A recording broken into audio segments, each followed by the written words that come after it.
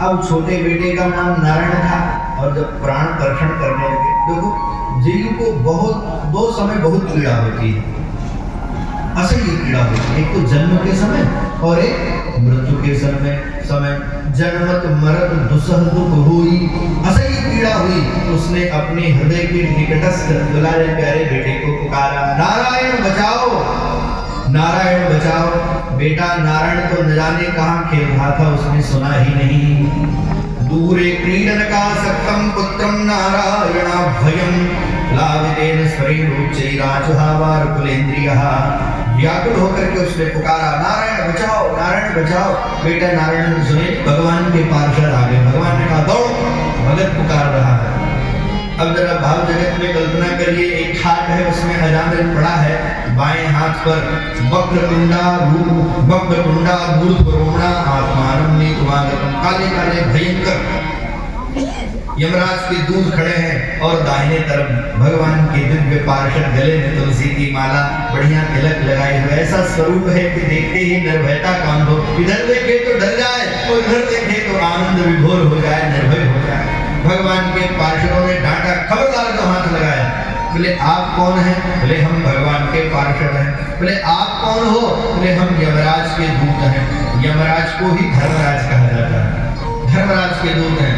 भगवान के पार्षदों ने कहा, क्यों आए हो? बोले इसके प्राणों को लेने आए, इसने बहुत पाप किया है। बोले हमें कैसे विश्वास हो कि तुम वास्तविकता में यमराज के धर्मराज के दूत हो? कहीं कुछ पूछ लो हमसे कि बताओ धर्म की क्या परिभाषा है। अब धर्मराज के दूत हो तो धर्म की परिभाषा तो पता होनी चाहिए तुम्हें ना। तो अब धर्म की परिभाषा बता रहे हैं। वेद प्रणीतो धर्मो धर्मस्तद विपर्ययः, वेदो नारायण साक्षात स्वयं भूति सुषमा। आप भी जान लो धर्म की क्या परिभाषा है। वेद जो करने के लिए कहें वही धर्म है, और वेद जो मना कर रहे वही धर्म। बाकी इसमें बुद्धि लगाने की आवश्यकता नहीं है। अब आजकल अपने अपनी बुद्धि के अनुसार कह रहे हैं ये धर्म है, ये धर्म है, ये धर्म। किसी के बुद्धि के अनुसार धर्माधर्म का निर्धारण नहीं होगा। हमारे यहाँ धर्म का सर्वोत्कृष्ट निर्धारण वेद भगवान के द्वारा होता है। वेद जो कहते हैं वही धर्म है, और वेद जो पंडित जी के लिए कहे हैं वह धर्म है, वेद जो क्षत्रियों के लिए कहे हैं वही धर्म है। वेद ने स्त्रियों के लिए जो कहा है वह उनका धर्म है, और अपने अपने धर्म का पालन करना चाहिए। एक बहुत बढ़िया बात बताई आपने। पर एक बात बताओ, जीव तो नर्क यहाँ मर्त लोक में रहता है, आप लोग रहते हो पाताल के नीचे संयमनीपुरी में, तो आपको कैसे पता चलता है कि जीव कौन सा पाप कब कर रहा है? आपको रिपोर्ट कौन करता है? किसके आधार पर फाइल तैयार की जाती है? जरा हम आपसे जानना चाहते हैं। तो कहे देखो हमारे गोपनीय कैमरे लगे हुए हैं जो हमको पल पल की रिपोर्ट भेज रहे हैं। अब जरा यमराज के गोपनीय कैमरे के बारे में जान लीजिए, और ये कैमरे सामने हो तो बहुत सावधान से रहिए, क्योंकि रिकॉर्डिंग चल रही है, और रिकॉर्डिंग में अगर मामला आ गया तो आपके ना करने पर भी कोई प्रभाव पड़ने वाला है नहीं।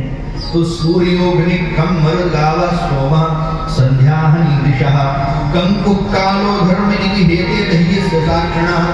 देहधारियों की इतने साक्षी, इतने कैमरे लगे हुए हैं हम देहधारियों पर। सूर्य भगवान पहला है, चंद्रमा और अग्नि, आकाश, वायु। बताओ वायु कहाँ जाके पाप करेंगे जहाँ वायु नहीं है? बताइए। तो वायु देवता भी रिपोर्ट तैयार कर रहे हैं। सूर्य से तो मान लो कमरे में बचा जा सकता है, चंद्रमा से हॉल में बचा जा सकता है, अग्नि से भी बचा जा सकता है, आकाश से बचा जा सकता है, पर वायु से बच के पाप किया जा सकता है? जहाँ वायु ही नहीं होगी वहाँ हम ही नहीं होंगे, हमारे प्राण निकल जाएंगे। और संध्या, दिन रात, दिशाएं, और सबसे बड़ा तो भैया अपनी इंद्रियां। ये हमारी इंद्रियां जो हैं, ज्ञान इंद्रियां, कर्म इंद्रियां, ये भैया हमारी हो करके, अब हम आपसे कैसे कहें, ये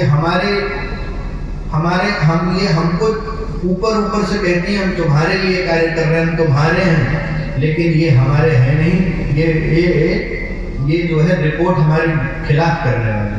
अच्छा, किसी मुकदमे में गवाह मुकर जाए हैं तो और गवाह को खूब खिलाओ पिलाओ, बढ़िया गाड़ी से ले जाओ, कुछ कपड़ा लत्ता भी दो, रुपया पानी भी दो, और वह बिल्कुल कोर्ट के अंतिम दरवाजे तक कहे चिंता मत करो, तुम्हारे बारे में बोलेंगे जैसा तुमने सिखाया पढ़ाया वैसे ही बोलेंगे, लेकिन जैसे जज के सामने खड़ा हो और आपका सिखाया पढ़ाया सब भूल जाए और अपने मन से बयान देने लगे तो फिर मुकदमा आपके हाथ से गया। इसलिए हम सारी ऊर्जा लगा देते हैं। इंद्रियों को खुश करने के लिए तो सारा कुछ प्रकल्प है, और इन इंद्रियों को जीवन की सारी ऊर्जा लगाने के बाद, इतनी खुशामद करने के बाद, इतना सुख देने के बाद अंतिम समय में यह यमराज के सामने जाकर के कह देंगे भैया हमसे कोई लेना देना नहीं है, हमसे यह पाप इन्होंने करवाया, लो हमारा हिसाब यह है, हमारा हिसाब। तो बताओ, इसलिए इंद्रियों के कहने पर मत चलो, ये इंद्रियां कभी हमारी नहीं हो सकती। ध्यान रहे, पर अपने हृदय पर क्वेश्चन मार्क लगाइए और अपने से पूछिए, जीवन की समग्र ऊर्जा, सुप्रीम ऊर्जा कहाँ खर्च करते हैं? इन्हीं इंद्रियों को सुख देने के लिए तो आंख को सुख मिले, त्वचा को सुख मिले, शरीर को सुख मिले, वाणी को सुख मिले, पैर को सुख मिले, हाथ को सुख मिले, इन्हीं के लिए सारी ऊर्जा लगा देते हैं और ये हमारे विरुद्ध बयान दे देने वाली, और ये कभी खुश होती ही नहीं। आज इसको बढ़िया बढ़िया दिखा के लाओ, नैनीताल घुमा के लाओ, अल्मोड़ा घुमा के लाओ, और 3 दिन बाद कहती है अब और नहीं चलो। कितना रुपया पैसा लगा आंखों को, क्या तो उसका क्या हिसाब किताब, जो कहती और कहीं रमणीय जगह ले चलो, अच्छा तो था लेकिन और अच्छा दिखाओ, स्विट्जरलैंड ले चलो। अब इसको बढ़िया रसगुल्ला रसमलाई जलेबी इस समय छक के खिलाओ और सवेरे कहती है फिर दुखाई दे और लाओ। इसको क्या पता कि 3000 का बिल दे के आ रहे तुम्हारे एक टाइम के चक्कर में। इतना इसको खुश करो लेकिन कभी खुश होने वाली है। ये इंद्रियों को प्रसन्न करने के लिए जीवन की समग्र ऊर्जा लगा देते हैं, पर इंद्रियां प्रसन्न नहीं होती हैं, और भगवान एक स्तुति में प्रसन्न हो जाए उनके लिए 1 घंटा नहीं बैठते हैं। ध्यान रखें श्रोताओं, तो भगवान के पार्षदों ने कहा इसको आप नरक नहीं ले जा सकते। बोले क्यों? बोले इसने अंतिम समय में भगवान नाम का आश्रय लिया है। अब तो अजामिल खाट पर पड़े पड़े सोचने लगा, बारे प्रभु आप धन्य हो, मैंने आपका वास्तविकता में नाम लिया भी नहीं, मैंने तो अपने बेटे का नाम पुकारा। जब पुत्र के कारण आप दौड़े चले आए, पुत्र नाम नारायण रखने और उसका नाम लेने मात्र से मुझे नरक जाने से बचा लिया। कदाचित भाव से भर करके तुम्हें पुकारा होता तो क्या हो जाता। एक बहुत बड़े प्रकांड विद्वान हुए, न्याय नैयायिक हुए, उनका नाम था श्री उदयनाचार्य जी। जरा ध्यान से सुनिए, उदयनाचार्य जी काशी से श्री जगन्नाथ भगवान के दर्शन करने के लिए गए। जगन्नाथ भगवान कहाँ है? उड़ीसा। वहां तक गए पैदल, और जैसे मंदिर में पहुंचे बाबूजी, जैसे मंदिर में पहुंचे पुजारी ने दरवाजा बंद कर दिया। उदयनाचार्य जी विद्वान मूर्ति थे, बौद्ध खंडन करते थे, तो सनातन का पक्ष रखते थे, और जब पुजारी जी ने दरवाजा बंद कर दिया तो उदयनाचार्य जी भगवान को खूब खरी खोटी सुनाई। विद्वान थे, संस्कृत के श्लोकों में भगवान को खूब जितना खरी खोटी सुना सकते थे। सामान्य भाषा में कहने तो जितना गरियाए पाए भगवान को उतना गरियाए। ये तुम्हारे लिए हम काशी से नंगे पांव चल करके आए, और लक्ष्मी के अहंकार में चूर, तुमने मुझे देखते ही दरवाजा बंद कर लिया, तुम बहुत बड़े अहंकारी हो गए हो। भगवान को खूब कहे। अब भगवान भी लीलाधर है। भगवान ने पुजारी जी को याद दिलाया, पुजारी जी रोज सही समय पर दरवाजा बंद करते थे, आज भी सही समय पर दरवाजा बंद किया, पर भोग की थाली तो अंदर रह गई। प्रसाद कैसे बांटोगे? भक्तों को प्रसाद कैसे मिलेगा भक्तों को? इसलिए फिर दरवाजा खोलो और प्रसाद की थाली बाहर ले जाओ। अब नियम तो नहीं था दरवाजा खोलने का, पट बंद हो गया तो बंद हो गया, लेकिन थाली अंदर थी, इसलिए पुजारी को दरवाजा खोलना पड़ा, और पुजारी ने दरवाजा खोला। जगन्नाथ भगवान के दर्शन हो गए उदयनाचार्य को। नियम के विरुद्ध जाकर के दरवाजा खोला भोग की थाली के कारण, और उदयनाचार्य को भगवान का दर्शन हो गया। श्री उदयनाचार्य जी को जब भगवान का दर्शन हो गया तो उनके आंखों से झरझर करके अश्रुपात होने लगा, रोने लगे। पुजारी जी ने कहा तुमसे ज्यादा कौन सौभाग्यशाली, तुमको तो खुश होना चाहिए कि दरवाजा नहीं खुलना था तब भी खुल गया, और तुमको तो जगन्नाथ जी ने दर्शन दे दिया, अब तो खुश हो जाओ।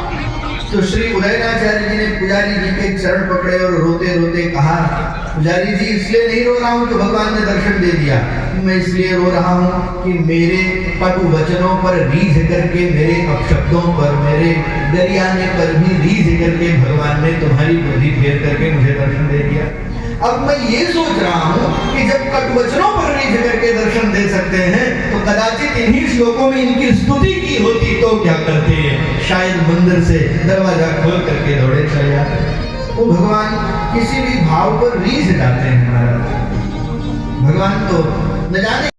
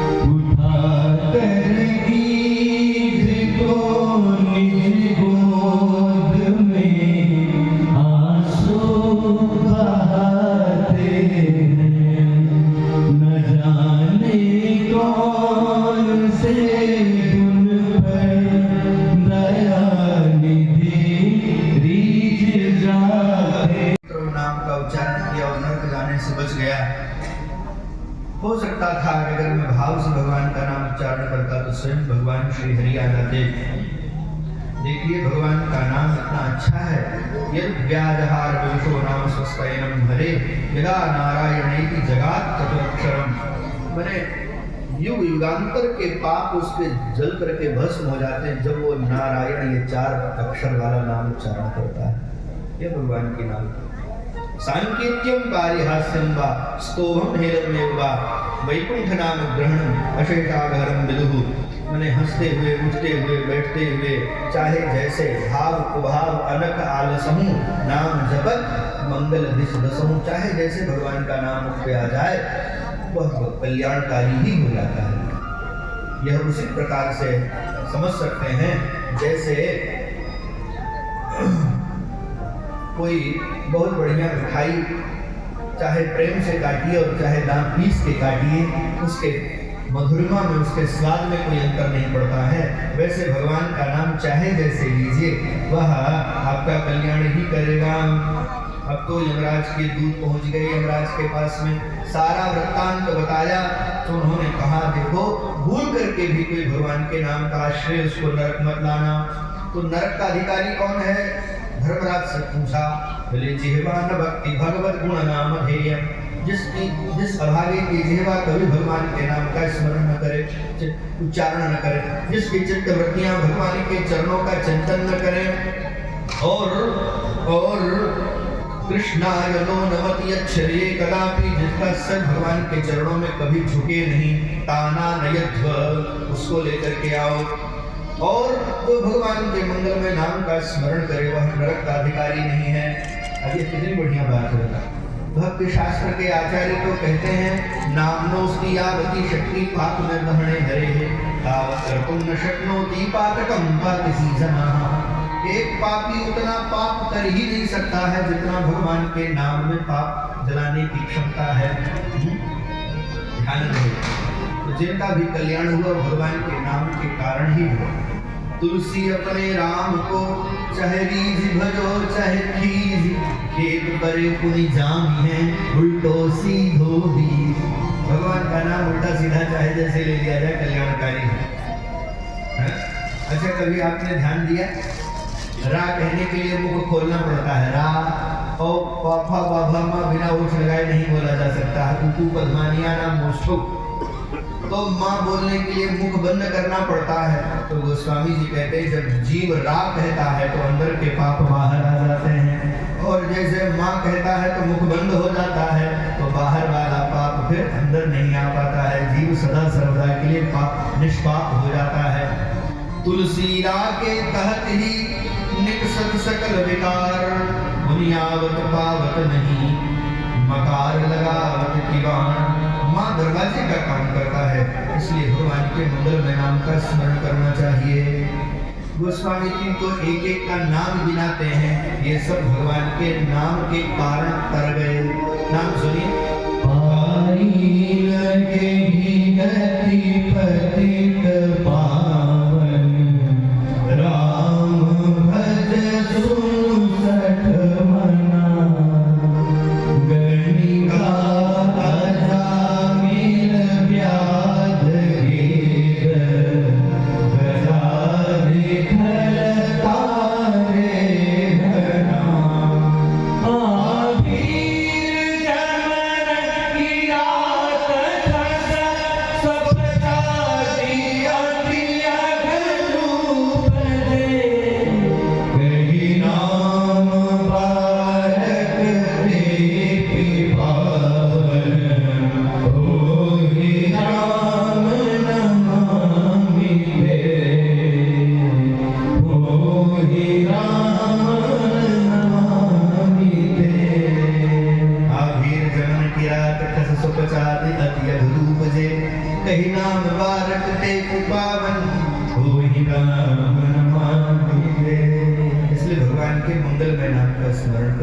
मैं तो आपसे कहूँ 3 काम आप सबको करना चाहिए। हम आपसे बड़ी विनम्रता पूर्वक कह रहे हैं। एक तो नित्य भगवान नाम का स्मरण रखना चाहिए, और गले में तुलसी की माला होनी चाहिए, और एकादशी। और तुम चली ठीक करने प्राण चले जाएंगे उसके। पहले एक बार तो हमारे तजुर्बे का लाभ ले लो। अब बुढ़िया मैया को ले गए लोग, चाहते तो नहीं थे, कहीं बार देख ही लें, ऑपरेशन तो करना ही। अब बुढ़िया मैया बड़ी अनुभवी थी, 3 साल का बच्चा था, पाँव पकड़ा, उल्टा ऐसे लटका दिया और पीठ पे धप्प धप्प मारा और सिक्का बाहर आ गया। अब इन डॉक्टरों की चली होती तो बाल्यावस्था में गला काट देते बेचारे का। हर समय हमको कठिन रास्ता ही क्यों पसंद आने लग गया है? वर्तमान समय में कीड़ा घुस गया है कि जो महंगा है वही अच्छा है, जो कठिन है वही अच्छा है, जो सरल है, जो सहज है, जो कम पैसे में मिल रहा है उसको अच्छा, हाँ वही चीज, वही अपने गांव में अपने चौराहे पर जो मिल जाता है ना, भुट्टा चबाते हैं, भुट्टा समझते हैं उसको क्या कहते हो? कुछ और शब्द बताओ। यार तुम तो और कठिन बता, को जोनरी बता यार, हमें थोड़ा मक्का बताना था, ये तो नीचे चले गए। जोनरी के ऊपर भट्टा है, भुट्टा के ऊपर मक्का है, ये तो सीधे पीछे चले गए। बोल चलो बताए तो सही, तुम उत्साहित तो हो, वृंदावन बिहारी लाल की। लेकिन उत्साह में कभी कभी व्यक्ति ज्यादा बोल जाता है। एक कन्या का विवाह सुनिश्चित हो गया, विवाह की बात फाइनल हो गई, पक्की हो गई कि मतलब विवाह हो ही जाएगा। फिर वर पक्ष से लोगों ने कहा कि देखो बिटिया जाओ चाय बना लो।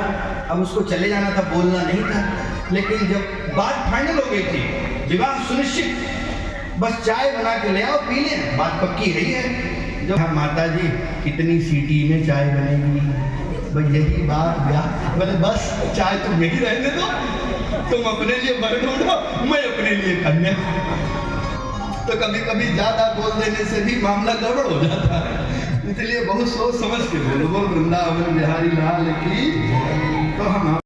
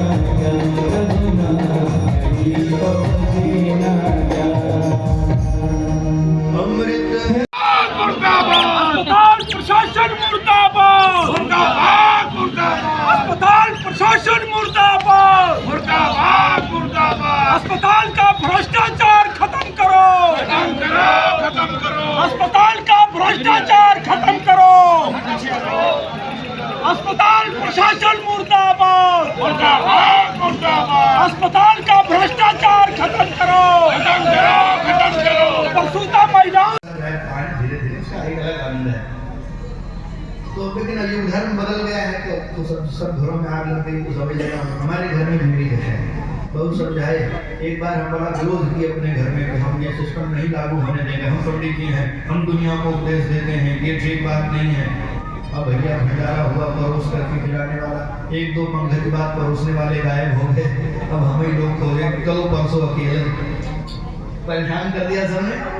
और हुआ भी यही कि भैया एक पंखा टूट गई, रसगुल्ला अंदर है उसमें, लेकिन वो अगर जहाँ परोसने वाले हों वहाँ वो अच्छा। एक बात और बताएं, ये सब बात की बात है, परोसने वाला व्यक्ति अगर रुक जाए तो पंगत भरपेट भोजन कर सकते हैं। परोसने वाले को क्या करना चाहिए? चलते रहना चाहिए ना, चिल्लाते रहना, बोलते रहना चाहिए, पूड़ी पूड़ी प्रसाद, पूड़ी प्रसाद, पूड़ी प्रसाद, सब्जी प्रसाद, सब्जी प्रसाद, साग प्रसाद कहते हुए खीर प्रसाद, ऐसे चलते रहना चाहिए। और जितना जल्दी चलेगा उतने लोगों को दे जाएगा और प्रसाद मिल जाएगा सबको।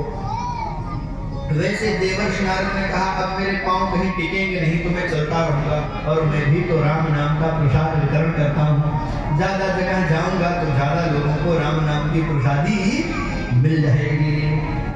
नारद जी बड़े साधु हैं, सज्जन हैं। एतावान साधु वालो ही दीक्षेश्वर स्वयं, समर्थ होने के बाद क्षमा कर दे, उसी को सज्जन कहते हैं। मेरे बात को एक बात, सज्जन की क्या परिभाषा है? समर्थ होने के बाद क्षमा कर देगी जा। और असमर्थ हैं और कह रहे भैया हम कुछ कहेंगे नहीं आपको, तो हमारी व्यवस्था भी तो हो सकती है, करे कुछ नहीं सकते हैं तो क्षमे है, हमारे पास विकल्प क्या है? तो देवर्षि नारद ने स्वीकार कर लिया। इसके बाद दक्ष ने 60 कन्याओं को जन्म दिया, जिससे सारा संसार भर गया। सृष्टि का आरंभ है ना अभी तो, 60 कन्याओं। अब जरा इनका सुनिए, विवाह इत्यादि सुनिए। 60 कन्याओं में 27 का विवाह चंद्रमा से कर दिया गया। नक्षत्र कितने होते हैं? 27 तो नक्षत्र होते हैं। और 10 का विवाह धर्म से कर दिया, 13 का विवाह कश्यप से कर दिया, 2 का विवाह भूतों से, 2 का विवाह अंगिरा से, 2 का विवाह कृषाशु से, 4 का विवाह फिर उन्हीं कश्यप से कर दिया, जिनको तार्क्ष नाम की पदवी मिली तब उनसे विवाह कर दिया। अब इनके सबके विस्तार से वर्णन है। विशेष रूप से यहाँ कश्यप की संततियों का वर्णन है। कश्यप ऋषि की 13, 4, 17 पत्नियां हैं। उनमें विनता, कद्रु, कविंगी, यामिनी, दीति, अदिति, धनु विशेष रूप से हैं। विनता के 2 पुत्र हुए जिनके नाम है अरुण और वरुण। अरुण भगवान सूर्य के सारथी हैं और वरुण भगवान श्रीमन्नारायण के वाहन हैं। इसलिए सूर्योदय से पहले जो लालिमा है तो उसको क्या कहते हैं? अरुणोदय। और अरुणोदय के बाद क्या होता है? सूर्योदय होता है। क्योंकि रथ में सारथी पहले दिखाई पड़ता है और रथी बाद में दिखाई पड़ता है, पर फॉर्च्यूनर में ये व्यवस्था नहीं है। उसमें तो ड्राइवर और मालिक दोनों साथ ही दिखाई पड़ेंगे, पर रथ में पहले सारथी दिखाई पड़ेगा और रथी बाद में दिखाई पड़ेगा। जय देखो आनंद। कद्रु के 2